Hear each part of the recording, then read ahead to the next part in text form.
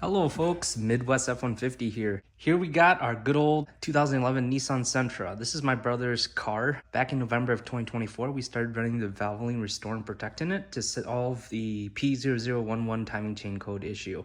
You can find a link in the video outlining the entire situation on that. Today, we are 1,500 miles into the fourth round of Valvoline Restore and Protect, and in totality, we ran this oil for 7,500 miles across 4 intervals. In this video, I'm going to show you guys what the dipstick looks like today versus 500 miles ago. And then I'll do the same thing for a shot inside the engine so you can see how that has changed over the course of Valvoline Restore and Protect. In addition, we'll check the oil and fill it up. All right, well, here we go. All right, we're gonna first check the oil level to see what it looks like and then top it off before checking at our before and after pictures. So I got that cleaned and then I'll dip it in there. All right, it's at the halfway point. So we're still burning about a quart of oil for every 500 miles traveled. So I'm gonna go ahead and top it off. And then we'll put our fancy funnel on there to measure out the oil. All right, the valve is closed. I'll go ahead and add half a quart of oil into this thing.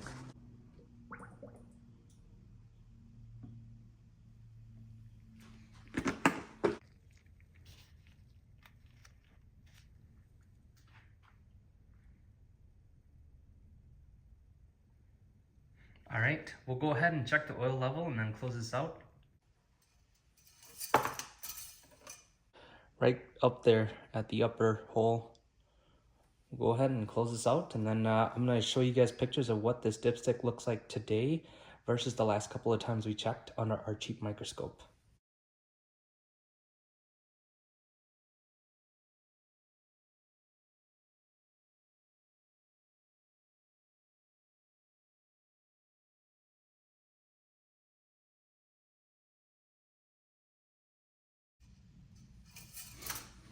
Okay, next I'm going to take our borescope and set it inside the oil fill port and access our reference point where I'll show you pictures of what it looks like today versus the last couple of times we checked.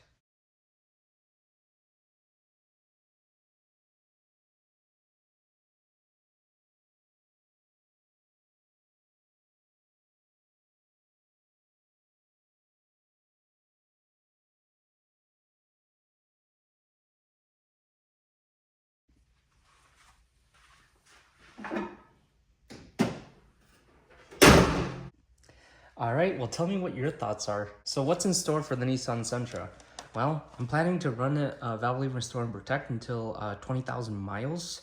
And if at that point we're still burning oil, then we'll have to relook at how we approach solving this oil consumption. But that's it for the Sentra. All right, a little bit off topic, but somewhat related, I guess, since this is the garage. Last night, our spring broke off of the garage, and I had made a YouTube post about it, asking if anyone knows how to do it. I ended up calling a professional to have them come and install it, and they put on a bigger spring on there. In addition, they gave it a 10-year warranty and replaced the cables on the side of the spring.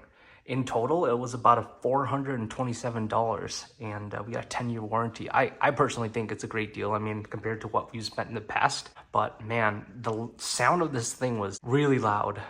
You know, I was gonna try to do it, but reading all of the posts on the internet and hearing from people, it seems like a dangerous task. So, you know, when it comes to these things, make sure to know where the line in the sand is for you.